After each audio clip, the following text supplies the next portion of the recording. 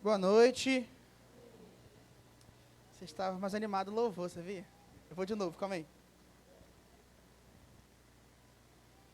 Boa noite. Aí, agora melhorou.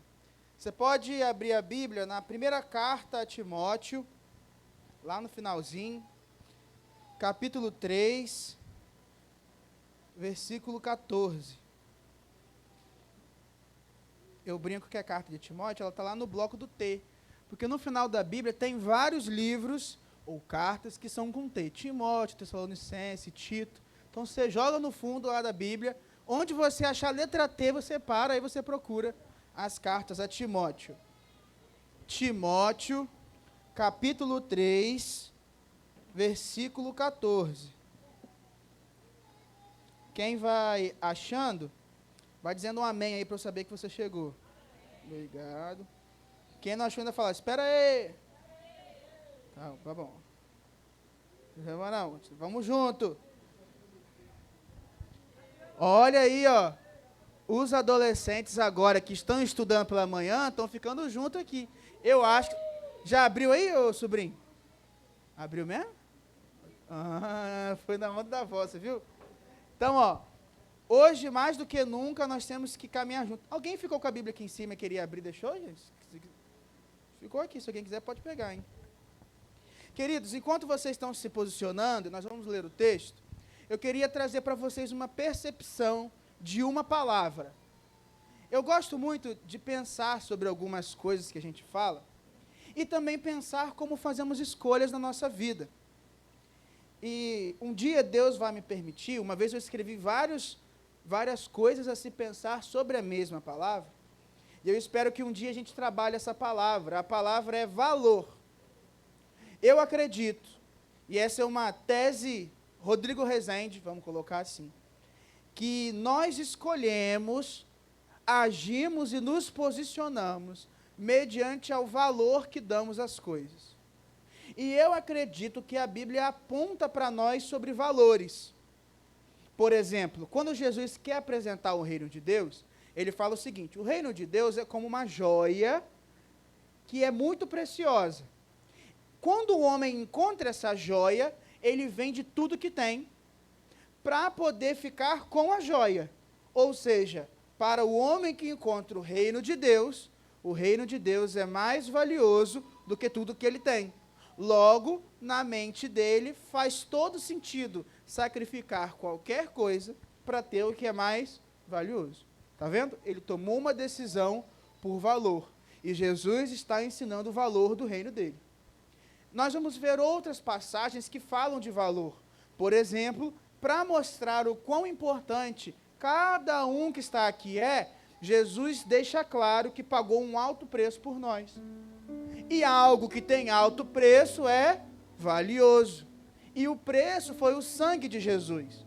Logo, para que cada um de nós tivesse salvação, ou obtenha hoje salvação, foi pago algo muito valioso. Está vendo como tem uma percepção do que é importante de valor? Mas hoje eu quero conversar com os irmãos sobre o que Deus demonstra na Bíblia que é muito valioso para nós termos e vivermos. E nós sabemos que algo é valioso quando esse algo é importante. Exemplo, se eu entregar essa garrafa a Laís, ela vai entender, olha, Rodrigo confiou a mim a garrafinha dele. Agora, se eu falar, Laís, segura o meu telefone e guarda o meu telefone, opa, agora o Rodrigo confia mais em mim, porque ao invés da garrafa, ele deu o telefone. Se o Edson chegar lá, Laís, fica aqui com o meu telefone, que eu já volto, é uma coisa. Se falar, fica com o meu filho, é outra. Então, quanto mais importante algo é entregue para você, mais valioso você é para esse alguém. E eu quero mostrar a vocês, queridos, num mundo e num tempo, que nós já vamos falar sobre ele, que nós estamos vivendo mudanças de valores, o valor em sermos igreja. E olha só, não é o valor de ir ou ter, é o valor de sermos. E não é o valor de ser, mas eu faço questão de usar o plural, de sermos igreja. E é sobre isso que a gente vai falar hoje. Que na perspectiva divina, existe um grande valor em sermos igreja. É sobre isso que a gente vai conversar um pouquinho. Olha o texto aí. O texto, então, é Paulo escrevendo a Timóteo, um pastor jovem, e quando eu vejo Timóteo, eu falo, oh, acho que ele escreveu para mim também, que eu também sou jovem. Talvez nem tanto quanto vocês estão imaginando, mas sou jovem. Então, quando eu vejo Paulo falando com Timóteo, eu falo, deixa eu aprender, né, um pastor jovem. E aí, ele escreve muitas coisas antes. Ele escreve, por exemplo, como tem que ser um líder, ele escreve como é que tem que ser o diácono, o bispo, instruções sobre a vida dos irmãos na igreja, de homens e mulheres, o que é sobre obediência, e aí ele fala no versículo 14, eu escrevo essas coisas a você, Timóteo, esperando ir vê-lo em breve, mas se eu demorar, você saberá como se deve proceder na casa de Deus. Repita comigo, casa de Deus. Ótimo. Que é a igreja do Deus vivo, coluna e fundamento da verdade. Como é que está a versão aqui? Ó, viu? Que isso, o pessoal está alinhado ali na... Veja lá. Tem uma moça muito bonita hoje ali, né? Depois vocês descobrirão quem é. Coluna e fundamento da verdade. Repete comigo.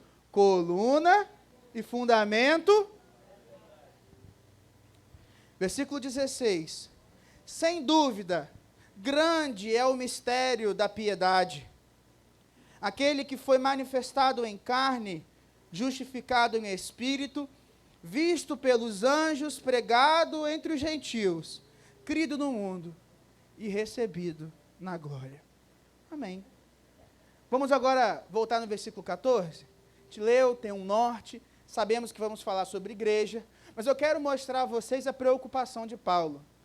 Paulo tinha expectativa, pensa o seguinte, não tinha um WhatsApp, tudo bem? Não tinha então uma conversa de Paulo e Timóteo no WhatsApp, ou um grupo dos apóstolos, sabe? Se tivesse, talvez ia ter um grupo dos 12 e um grupo sem Paulo. Sabe aquela coisa? Tem que ter um grupo sem Paulo para eles poderem falar. Aí depois tem um com Paulo, onde eles são mais comedidos. Então, se tivesse um WhatsApp, eu acho que Paulo ia ser muito conversador. Eu acho. Eu acho que Paulo ia mandar meme no Instagram, eu acho que Paulo ia ficar conversando, fala, Timóteo, como é que você está aí? Ô Tito, opa, meu amigo, opa, cadê Marcos aí? Barnabé, cadê Marcos? Tá bem? Vamos embora. Eu acho que Paulo seria assim, porque Paulo me passa preocupação quando ele escreve. Apesar de, ele se preocupa com a igreja, se preocupa com os pastores, com os amigos, ele expressa isso nas cartas. Então eu acho que ele ia ser aquele cara assim, bom dia, tudo bom? Tá tudo bem mesmo? Mandando um áudio, ó, fala aí, como é que você está? Boa noite para cada um. Só que não tinha WhatsApp na época de Paulo. Então ele tinha que usar o meio que era possível. No período que as ruas, as estradas já existiam por causa do Império Romano, as cartas chegavam longe. Se não tivesse rua, estrada bem feita, ia demorar também. Então Paulo usava cartas. Por isso que o Novo Testamento, nós temos as cartas de Paulo. E o que são as cartas de Paulo? É Paulo escrevendo o que ele cria, o que ele defendia e o que ele esperava dos seus líderes com quem ele participava, dos seus filhos na fé, como ele chamava, ou da igreja. Aqui ele está ensinando um filho na fé, que é Timóteo. E aí ele falou assim, olha Timóteo, eu espero estar com você em breve. Paulo é um cara de agenda corrida, sabe? O homem viajava o tempo todo. Só que Paulo percebeu que o assunto que ele tinha que tratar com Timóteo era muito importante. Era um assunto tão valioso que, se ele não encontrasse com Timóteo, ainda assim, o assunto tinha que ser falado. Era esse nível. Sabe aquela coisa que, assim, eu não sei se eu vou encontrar com o Ramon essa semana, então vou deixar um áudio para ele, vai? É nesse nível. É um assunto muito importante. E aí ele fala, versículo 15, mas se eu demorar, então esse assunto não pode ser deixado para depois. Se ele demorar, já tem que ser tratado. Você tem que saber exatamente como proceder na casa de Deus, que é a igreja. Primeira coisa que eu aprendo, Paulo apresenta a igreja como a casa de Deus. Mas antes de eu começar a identificar esse valor em sermos igreja, eu preciso conversar sobre o que é ser igreja. Mas pastor, calma aí, que é isso? Opa, isso é muito óbvio. A igreja aqui já existe há quase 12 anos, no mundo então, isso é óbvio. Será, queridos? Deixa eu apresentar cenários, tudo bem? Eu acredito que hoje, uma das coisas que mais tem tido diferentes sentidos quando se fala, quando se diz ser cristão, é ser igreja. Quer ver? Existe gente que, se eu falar, você faz parte de qual igreja? Ele vai chegar a falar assim, eu sou evangélico, mas não sou praticante. Eu acho que Pedro, se ouvisse isso, ele falasse, nossa, né? Que é isso? Como que você é igreja, não é praticante? Não faz sentido, mas tem gente que se considera igreja assim. Eu sou igreja, mas do meu jeito. Naquilo que eu escolhi crer. Então, quem determinou o que ele é, igreja, foi ele. E eu acho que Paulo ia ficar, ué, como assim? Ele pode escolher ser igreja do jeito dele? Porque na minha época, quem escolhia era Jesus. Mas tem gente que se considera assim. Eu sou igreja, mas da minha casa. No meu cantinho. Separado. Distante. Ué. Mas a palavra igreja, que é eclésia, é chamados, no plural, para fora. E é um chamado coletivo, de uma assembleia. A igreja nunca foi uma palavra para singular. Nunca houve um momento que a Bíblia usou a palavra igreja para determinar uma pessoa. Até os textos mais famosos dão ideia de algo coletivo. Vocês, quando Pedro diz, vocês são pedras vivas. E na pedra, que é Jesus, vocês são edificados templo. Então é cada uma pedra. Logo, a casa não é um tijolo. Ninguém pega um tijolo daqui e fala, isso aqui é o templo. Não, é o todo. O tijolo fora do templo é um tijolo. A igreja é membro, é um corpo onde nós somos membros. Mas ninguém arranca um dedo e fala, esse aqui é o corpo de Rodrigo. O dedo morre. O corpo permanece. Nós somos galhos de uma videira. Então tudo é coletivo, tudo é uma junção. E todas as junções são em Cristo, você já reparou? As pedras se reúnem numa pedra, que é Jesus. Ou seja, se eu tiro Jesus, mesmo que se reúnam, não é igreja. Os galhos se reúnem na videira, que é Cristo. Então, mesmo que se reúnam numa videira falsa, ainda não é igreja. Então é um coletivo, mas tem gente hoje que acredita ser igreja sim. E pior, hoje temos um movimento, e esse movimento, ele é estudado. Não é o pastor Rodrigo falando. Existe uma terminologia para determinar pessoas que não se consideram parte de uma igreja. E são chamados de desigrejados. Você deve ter ouvido isso em algum momento. Então, o que é um desigrejado? É alguém que vem a crer em Jesus, ou tem a sua crença em Cristo, mas não se identifica com um grupo de fato. Então, ele se considera igreja solitário. Só que essa palavra, se eu for levar no português, desigrejado é fora da igreja. Então, ele não pode ser nenhum tipo de igreja fora dela. Mas hoje tem pessoas que se consideram assim. Isso é olhando por cima, queridos. Então, se você falar, qual igreja você faz parte? A pessoa pode falar, eu pertenço à cura. Mas tem gente que diz, eu pertenço à cura. E é cura sozinho, na sua perspectiva. Tem gente que é cura, mas não é praticante. Tem gente que é cura, mas não está no coletivo. E tem gente que é cura, mas deixou de ser cura, mas continuou sendo igreja na perspectiva dele. Isso é só um exemplo, tá? Pode ser que realmente exista cada um deles, mas é um exemplo. E isso acontece em vários lugares. E se eu estou falando de uma igreja menor, ali no 80, 70 membros, que talvez seja o que nós temos hoje no corpo, 80 membros, sim, mas crianças beirando 100, vamos considerar assim como agregando, imagina uma de 2.000, 5.000, 10.000. Vocês estão percebendo que ser igreja hoje é uma coisa que está se perdendo? E aí veio a pandemia e nos obrigou a se adaptar por um tempo, de usar as redes sociais, usar a internet para pelo menos se reunir de alguma forma, mas isso acabou e as pessoas ficaram em outro tempo. E hoje, apesar de não ser a temática do que vamos falar, nós temos igrejas virtuais. E assim vai. Se a igreja está se tornando um tema de várias coisas. E se eu sou igreja de várias formas, quem pastoreia essa igreja? Quem lidera? Onde congrego? Quem eu sirvo? Isso muda tudo, queridos. Às vezes, algumas temáticas que a gente aborda parecem fazer muito sentido para quem é igreja que a Bíblia diz, mas totalmente sem sentido para quem não é igreja que a Bíblia diz. Então, quando às vezes se conversa sobre dízimo, oferta, serviço, ministério, faz todo sentido para quem é igreja, ativo. Mas quando você fala para alguém que é desigrejado, que está distante, não faz sentido para ele ofertar. Ou talvez só faça sentido para ele ofertar e é isso que ele faz para servir a igreja. Está vendo como ser igreja é muito mais importante do que a igreja faz, porque ser igreja é identidade. E a ação é resultado da igreja sendo igreja. Então, se a gente não parar hoje para conversar sobre ser igreja, e não meditar hoje, se nós verdadeiramente somos igreja, e se eu não percebi, e eu percebi hoje que não sou tão igreja, então a gente muda hoje e se junta de novo como igreja. Não vai adiantar a gente fazer mais nada. Porque a igreja é valiosa para o Senhor.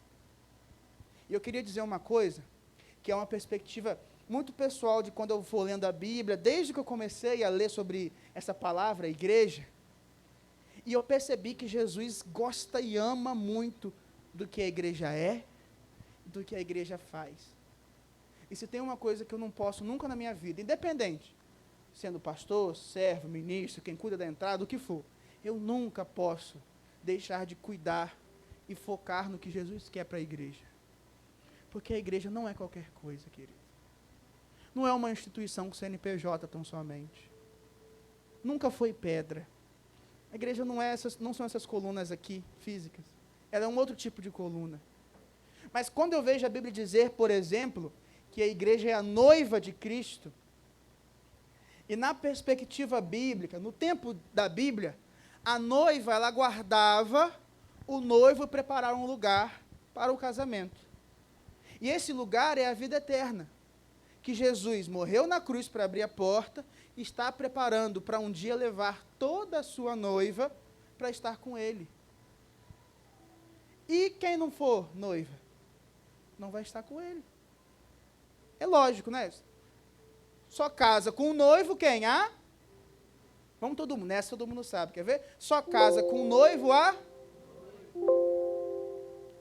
Então, se eu não for a noiva, eu não caso com o noivo. Eu não posso ser uma pretendente distante.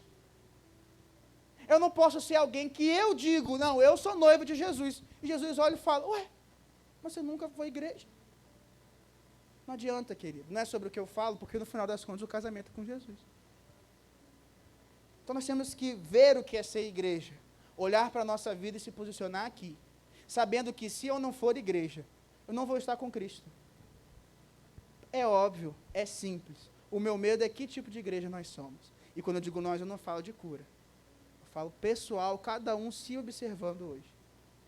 E aí, Paulo diz, a primeira coisa óbvia, voltando, é que a igreja é a casa de Deus. E agora me ajuda hoje. Hoje está um dia mais chuvoso, mais frio, a gente tem que se animar. O que você faz na sua casa?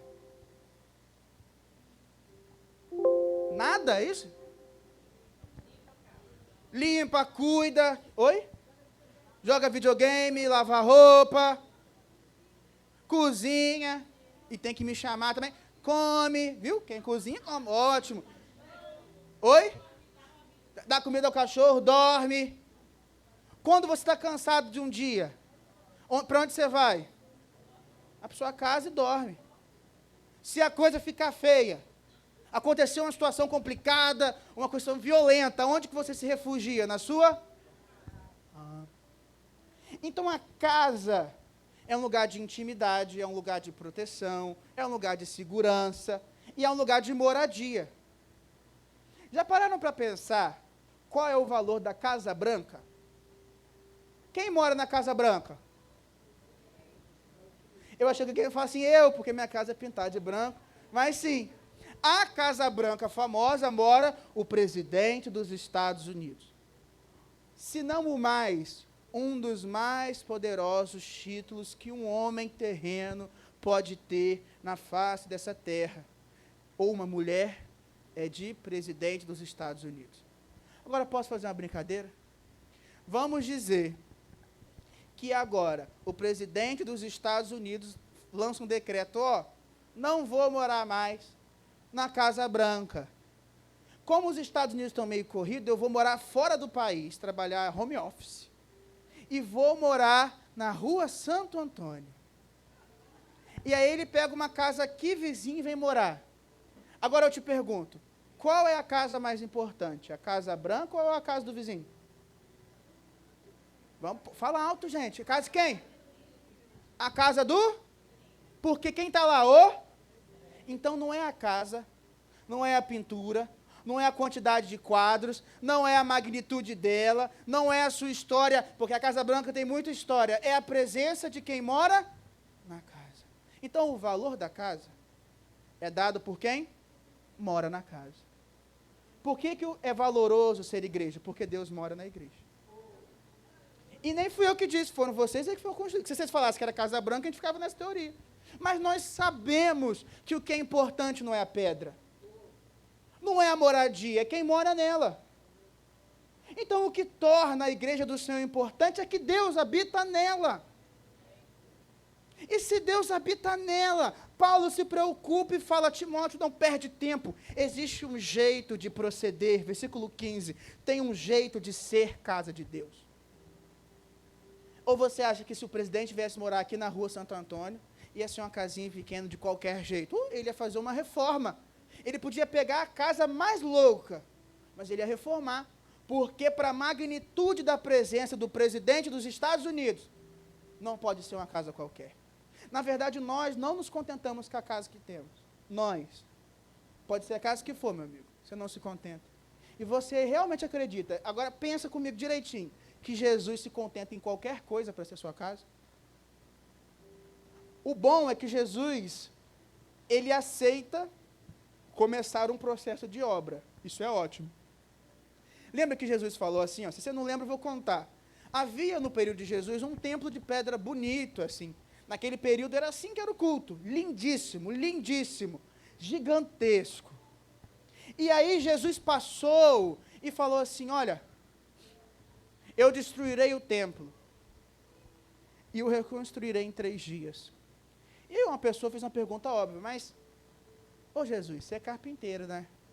Você não é arquiteto, você não é formado em engenharia aí na Cândido Mendes ou aqui, você não é. Você não constrói um templo desse em 3 dias. Esse aqui levou 46 anos.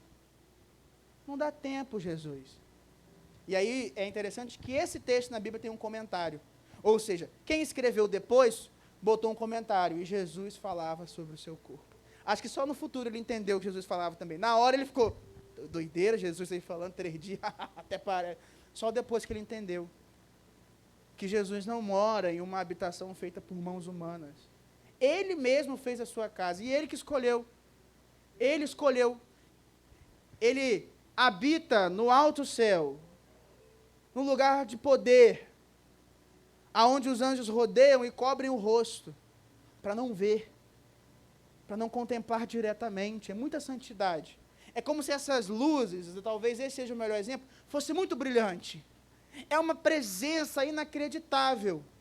Deus, Ele sabe o nome de todas as estrelas.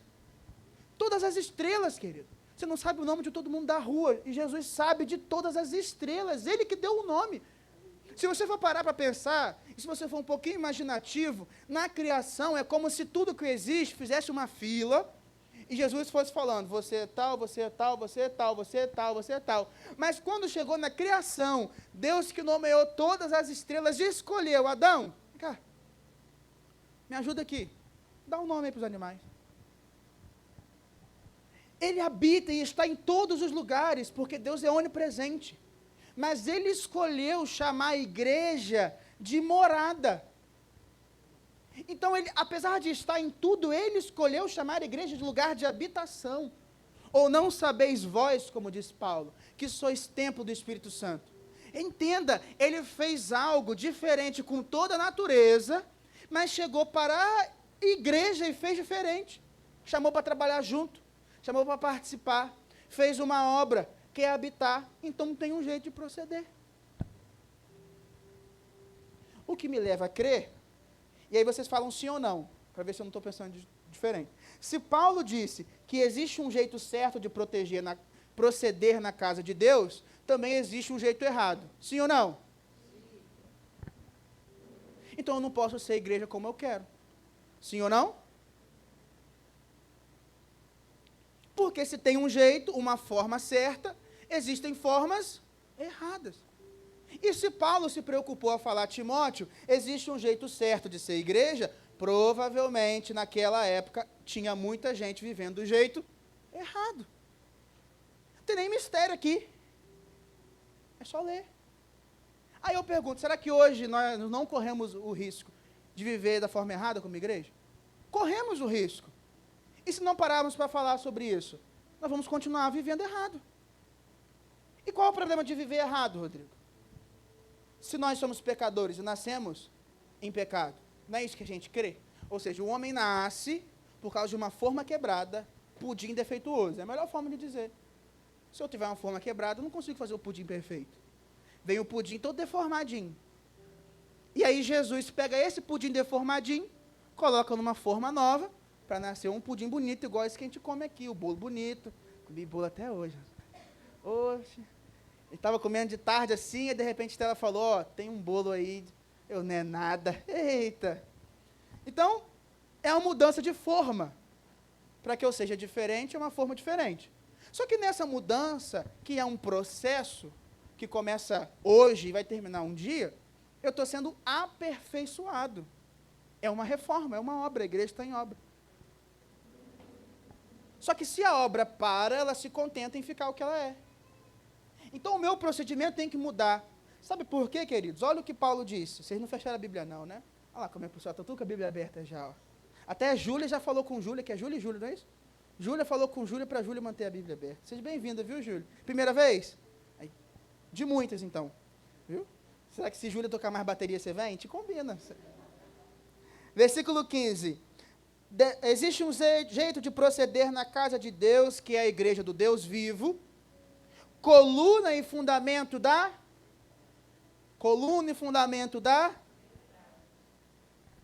Ou seja, por que há um jeito de proceder na igreja? Porque Deus escolheu que a verdade seria firmada na terra pela igreja. Ou seja, pensa aí, se a verdade fosse uma ponte, a igreja seria o alicerce, para que ela continuasse a ser vista. Se a verdade for um prédio, nós somos os pilares. Ou seja, se o pilar ruir, rói o prédio. Se der problema na base, cai tudo. Então, no mundo, em Campos, na sua casa, na rua Santo Antônio, aonde quer que você esteja, você é pilar da verdade. Tornando mais simples, se alguém não souber o que é verdade, ele pergunta a você. Se alguém não souber como é se comportar de verdade, ele vê você. Sabe como que a empresa de Carlão vai aprender o que é ser pai? Olhando Carlão e Felipe. É assim, simples. Sabe como é que os alunos de Ramon vão saber como se comportar em sala de aula? Olhando Ramon.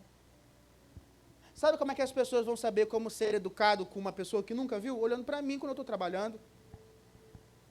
Sabe como é que Jonas vai aprender a ser filho? Olhando como eu sou filho.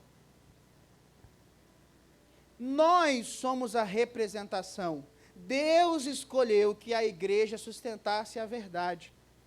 E é uma responsabilidade muito grande. É muito grande. A verdade para Deus é muito valiosa. Eu acho que a gente não tem noção. A gente não tem noção o que é isso. Quer ver? Santifica-os na verdade. A tua palavra é a verdade. Então a palavra de Deus é a verdade. Você é o alicerce que mantém a palavra de Deus visível e firme na terra. Jesus disse, o pessoal aqui da classe de sábado tem que saber, hein? Sabe até por que respondeu isso. Jesus é o caminho Jesus disse que se ele repousa, ou senta, ou está entronizado entre os homens, quem é a base disso é a igreja. Mas se eu já começo sendo igreja distante, eu já estou vivendo uma mentira, então não sou o alicerce da verdade. Não é possível que uma mentira sustente uma verdade. Não existe como, querido, não tem como. Se Deus te deu o dom e te chamou para estar na igreja, você tem que estar na igreja. A verdade que a igreja sustenta está aqui, ó. Versículo 16, acompanha aí, ó. Manifestado em carne, justificado em espírito, visto dos anjos, pregado aos gentios, crido no mundo e recebido na glória. Esse é Jesus, o Rei da glória. Jesus se fez homem. A palavra diz que ele tabernaculou, ele colocou a sua presença como um tabernáculo entre os homens. Ele morreu na cruz, mas foi justificado pelo seu ato. O espetáculo da cruz foi visto pelos anjos, e também foi visto por demônios, por qualquer tipo de ser que exista. Ele foi pregado na cruz por nós, gentios. Não foi só pelo povo de Israel, mas foi por qualquer um que cresce. O mundo creu nele, você crê em Jesus, amém ou não amém? Amém. E Jesus está na glória, essa verdade tem que ser conhecida. Por quem? Por todos, através de quem? Através de nós. Mas como as pessoas crerão se eu não sou uma pessoa de verdade com Deus? Se nós temos expectativa de mudar a nossa rua, temos que ser igreja de verdade. Se temos expectativa de fazer a diferença, temos que ser igreja de verdade. Não há tempo para ser igreja de mentira. Cuidado. A Bíblia apresenta o povo de Deus como joio e trigo. E o joio é igual ao trigo, exceto na colheita. Eu não posso ser joio, porque se eu for joio, eu vou me iludir numa mentira até o dia que Jesus voltar e colher. Eu acho que uma das piores coisas vai ser a pessoa que entrou em um templo de pedra, um prédio, se sentou numa cadeira, e às vezes uma cadeira muito mais confortável que essa, acolchoada, no ar-condicionado, 45 anos, todo domingo, entregando dízimo, indo na EBD, essa pessoa participando disso tudo, e aí Jesus volta, e eu acho que essa pessoa na minha cabeça vai estar de terno, bonitão, Jesus voltou, e quando estiver entrando, Jesus vai falar assim, ué? Abriu o livro da vida, ele não está aqui? Não, olha aí direito, Jesus, que isso? Olha meu nome aí, letra J, letra A, vai certinho, vê se meu sobrenome não está com S, é com Z, vem aí. Não está não. Mas não é possível. Eu estava todo domingo lá, todo culto de oração, não perdia um. Lembra aquele dia em Campos que choveu muito, que parecia que ia desabar tudo de novo? Eu estava lá. Ouvi o pastor Rodrigo falando loucura, eu ouvi e estava lá. Levantei a mão, fui à frente e disse, Senhor, Senhor. E Jesus, mas eu não te conheço. Como que não conhece, Jesus? Mas eu não te conheço. Preste atenção, Jesus, olha direitinho, puxa aí no flashback da minha vida, abre aí, não sei, abre aí o arquivo, o Senhor sabe todas as coisas, projeta num data show, vai ver que teve um dia que eu fiz um milagre. Eu orei e curou. Olha aí, quando eu tinha por volta de 30 anos, eu expulsei um demônio em seu nome, eu estava lá. Eu fiz milagre, eu profetizei, eu disse que uma casa ia ganhar Jesus, e lá todo mundo, olha lá a família entrando, Jesus, olha lá. E fui eu que falei, eu profetizei, eu fiz milagre, eu curei, eu expulsei demônio. E Jesus vai dizer, Mateus 7, versículo 23, se não me engano, eu não te conheço. Pode projetar? Mateus 7, 23. Se não me engano, se não for, a mídia vai achar. Eu nunca conheci vocês. Versículo 24, por favor. Perdão, puxa no 22. Mas profetizamos, expulsamos, fizemos milagre, não vamos entrar. Aí no versículo 21, Jesus disse, mas só vai entrar quem fez a vontade do meu Pai. Então não é sobre o que eu fiz, não é sobre o que eu estou fazendo, mas eu faço tanta coisa para Jesus, pastor, há muito tempo, não tem, olha, desde 10 anos, todo meu domingo eu estou lá, está lá onde? Não é sobre estar num lugar, é sobre ser, querido.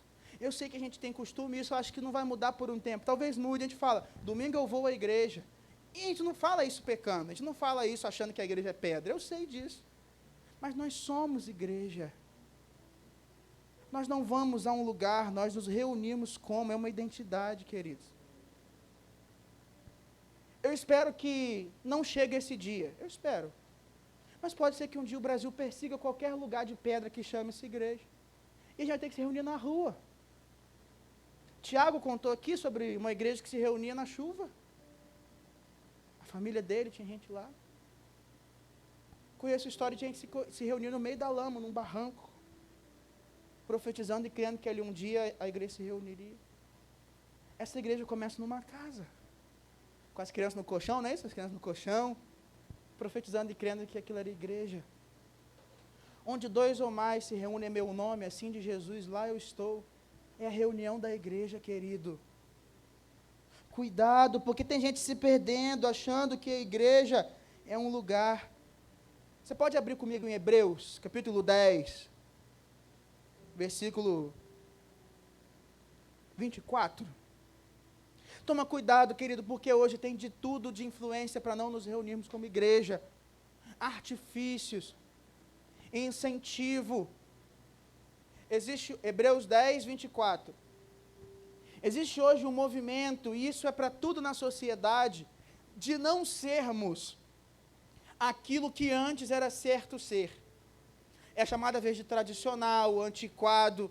E aí você olha nas políticas, olha nos movimentos filosóficos, olha as bandeiras que são levantadas. Existe um movimento, por exemplo, sobre o que é ser família, o que é certo ou errado, o que é casamento, e também existe o que é ser igreja. Qual procedimento se aceita ou não, como eu posso permanecer ou não. Então hoje eu tenho um movimento forte de venha como quiser e parou. Queridos, pode entrar qualquer um por aquela porta. O dia que a gente olhar quem entra, nós não somos igreja. Tudo bem, mas não pode continuar. Por que não pode continuar? Porque Deus falou que existe um jeito certo de proceder. E isso não questiona ou não classifica algum tipo de pecado, procedimento errado. Não é assim. Ah, eu cheguei homossexual, eu cheguei fofoqueiro, eu cheguei viciado, ou eu cheguei falando mal dos meus pais. Não tem diferença. Não tem. Não tem essa distinção de pecado. Existe permanecer ou não. O problema é que hoje a igreja escolhe qual pecado ela deixa entrar, e qual ela trata, e qual ela joga para fora. Aí ela deixa de ser igreja. Esse é o problema. Nós vamos partir num evangelismo grandioso daqui a 2, 3 meses. E, queridos, vai vir gente de tudo que é jeito você possa imaginar, tá? Vai vir gente que foi religioso a vida inteira, e o pecado dele é julgar. Julga, olha, olhou e falou, dá não, dá para assumir ministério não. Olha assim, pastor Rodrigo, Catrine, não. Não, pastor Rodrigo usa camiseta, não usa só blusa, é que eu estou bonitão hoje, tá? Não, uma pessoa usa chinelo não pode não. E tem gente que o pecado é julgar, tá? Senta no trono de Deus todos os dias, não percebe, porque ela padronizou que isso é procedimento certo, tá vendo? Santidade não é brincadeira. E a igreja se acostumou a aceitar algumas coisas e outras não. Isso é triste. A gente aceita, às vezes, a fofoca, a mentira, o falar pelas costas. Aceita o não ajudar. Sabe aquela máxima assim, ó? Muito ajuda quem não atrapalha. E a gente acha que isso é ser igreja. Tipo assim, teve um workshop de dança sábado. Eu não vou atrapalhar, eu estou sendo igreja. Se você não orou, você perdeu a oportunidade. Você não precisa vir dançar. Abre parênteses, quem viu, viu. Dona Marilúcia é testemunha. Estávamos nós dois aqui. E quem viu, viu. Eu e Dona Marilúcia coreografando. Os dois. Quem viu, viu. Aí são comentários extras, tá vendo? Segundo Jennifer. Mas não precisava eu estar aqui. Eu podia estar orando em casa. Não é para mim estar na sexta-feira com os jovens, mas eu vou orar, eu vou lá, vou deixar. Eu tenho certeza que alguém arrumou antes, deixou bonitinho. Isso é ser igreja. Sabia que, todo mundo já abriu Hebreus, pelo amor de Deus, deu tempo, né?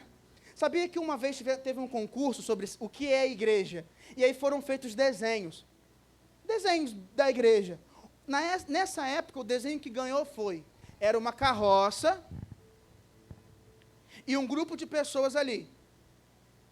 Uma pessoa na frente puxando, um grupo grande de pessoas em cima e umas 15 atrás, para o outro lado. Os 15 atrás que estavam para o outro lado era o pessoal contra a igreja. Em cima era o pessoal que chamava igreja, e na frente era o pastor. Ganhou. Ganhou. Porque na cabeça de muitos, igreja é levado por alguns, preenchido por muitos, e ainda tem poucos que são contra. Se já tem gente que quer ser contra a igreja, eu vou me preocupar em ocupar peso e não vou trabalhar, não vou puxar? Não, meu filho. Isso não é ser igreja, não. Mas tem gente que não quer mais ser igreja. O movimento hoje é: eu não preciso ser família, eu não preciso ser certo ou errado, eu preciso ser do meu jeito, eu não preciso ser igreja. E aí a Bíblia diz, há 2000 anos atrás, 2000 anos atrás, cara, eu olho e falo: meu Deus, como é que o cara acertou 2000 anos atrás? Daqui a pouco vocês vão ver, eu falo assim: nossa, Paulo era um gênio, que a gente vai voltar em Timóteo. Mas a Bíblia diz, versículo 24, cuidemos também de nos animar uns aos outros. Aí, ó, obrigado, Edson já apontou, está ali, ó. Cuidemos também de nos animar uns aos outros, no amor e na prática de boas obras. 25. Aí, será que sou eu que leio isso? E não deixemos de nos congregar, como é costume de alguns. Há 2000 anos atrás já tinha gente que tinha o costume de não ser igreja. 2000 anos. E continua tendo gente que não congrega. Mas eu quero que a gente leia com atenção. Se tem gente que tem o costume de não congregar, esse pessoal acredita ser igreja. Eles acham que são igreja, mas não congregam e continuam sendo igreja. E aí não há admoestação, não há cuidado. E é interessante que o motivo é: cuidado, cuidem, porque o dia do Senhor está vindo. A ideia é: o tempo passa, fica cada vez mais difícil. Você consegue voltar para Timóteo, onde a gente estava? Primeira carta a Timóteo, capítulo 3. A minha Bíblia tem a fitinha, ó. Vocês pensam: caramba, o pastor é um gênio para abrir rápido. Não, bota a fitinha. Ganhei um marca-página bonito ontem. Agora vai marcar aqui. Quem vem na dança está marcando também aí a página. Olha o capítulo 4, versículo 1. Olha o valor de ser igreja. Porque é valioso ser igreja, porque Deus mora nela. É valioso ser igreja, porque ela tem uma missão de sustentar a verdade. Apesar de ter um preço, de ser de verdade. E é valioso ser igreja, porque sendo igreja, eu consigo ser preservado para permanecer junto até que Cristo volte. Sabendo, versículo 1, ora, o pessoal está voando. Bota capítulo 4, versículo 1, tá vendo? Eu já olhei, Clarinha falou: já botei, já foi aqui, foi o computador que travou. Ora, o Espírito afirma, e isso eu achei incrível. Pensa o seguinte, queridos, às vezes eu falo umas coisas e eu falo: é loucura desse homem. O pastor Rodrigo pirou. Mas pensa Paulo parado assim, e alguém afirmando no ouvido dele. Pensa isso. E ele fala: o Espírito afirma de forma clara que nos últimos tempos alguns apostatarão da fé. Pastor, o que é apostatar? É se afastar da fé. Sabe o que ele disse? Em 2023, eu tenho certeza, porque diz o Espírito de Deus, que algumas pessoas vão se afastar da fé em Jesus. Vão se afastar desse procedimento da verdade. Vão se afastar da pregação de um Jesus que se fez homem. Tem gente hoje que acredita que Jesus é Espírito, que acha que Jesus nem é Deus. Vão se afastar da ideia de que Jesus morreu por nós. E tem gente que acha que a salvação é por obras, é por karma, é por construir e reencarnar para numa próxima vida ter outra chance, e assim vai, por obras. Existem religiões assim, por merecimento, enquanto no Evangelho é pela graça. Existem pessoas que tornam Jesus uma elite. Não morreu por você. Não morreu por você. Morreu por A, por B. Não morreu por pecadores comuns, os gentios. Existem pessoas que não acham que Jesus foi recebido na glória, que não acham que Ele é Deus, que Ele governa, acham que o mundo está aí no acaso. que as coisas acontecem de qualquer jeito e ninguém está por trás disso, cuidando da igreja. Essa pessoa tem mais fé que nós, queridos, eu posso afirmar isso. Tem que ter mais fé que não tem alguém cuidando de uma história perfeita do que alguém cuidando da história perfeita. Porque no nível de detalhe que as coisas acontecem, no tempo certo, da forma certa, na vida de um monte de gente, milhões e milhões e milhões, eu tenho que ter mais fé para crer que não há ninguém do que para crer que tem alguém. Mas eles se apostatam, se afastam da fé. Porque obedecem espíritos enganosos e ensinos de demônios. Pela hipocrisia dos que falam mentiras, e eles têm a consciência cauterizada. Pastor, o que é consciência cauterizada? Eles foram tão feridos sobre algo que agora não mais dói. Eles viveram tanto uma circunstância que agora isso não mais os incomoda. É uma consciência que se acostumou com o pecado. E tem gente que tem a consciência acostumada com o pecado. Mas eu tenho que te falar uma coisa, não julgue. Ora pelo Espírito que convence do pecado, da justiça e do juízo. Tem gente que está há 40 anos vivendo daquela forma, pensando daquele jeito. Só teve aquilo para crer. Só teve aquilo para pensar. Aguardando uma pessoa para ser luz na vida dele. Porque ele está 40 anos nas trevas, de olho fechado. E é você. Você que é o pilar da verdade, lembra? Não espere alguém que tenha a consciência presa no pecado, acordar do dia para a noite sem a ação de Deus. Mas também não espere que a ação de Deus virá por pedra. Porque essa pedra não vai sair daqui. Não vai ser um templo de pedra se movendo pela rua. Somos nós. Somos nós que procede de acordo com a verdade. Que somos o alicerce e o fundamento. A gente que sabe o segredo do ministério. Então é a gente que tem que ir lá. Tem gente que proíbe o casamento, exige a abstinência de alimentos que Deus criou para serem recebidos com gratidão. Então tem gente por aí determinando leis para tudo que se pode imaginar sobre ser igreja. Versículo 4. Pois tudo que Deus criou é bom. E se recebido com gratidão, nada é recusado. Porque é santificado pela palavra de Deus e pela oração. Toda a criação de Deus é boa. Toda a obra de Deus é boa. O homem foi feito à imagem de Deus. As pessoas foram feitas para ser iguais a Deus.